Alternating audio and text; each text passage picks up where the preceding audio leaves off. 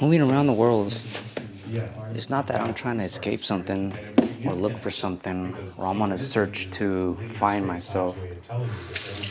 But traveling around the world for me is just constantly learning. I need to be stimulated mentally. I need to be stimulated when it comes to my nervous system, whether it's through martial arts, a simple walk, or a nap.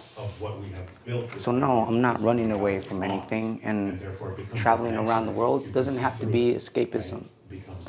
It is Osende here in Albania, listening to Bashar, and I'm going to put some carrots and some potatoes in the oven.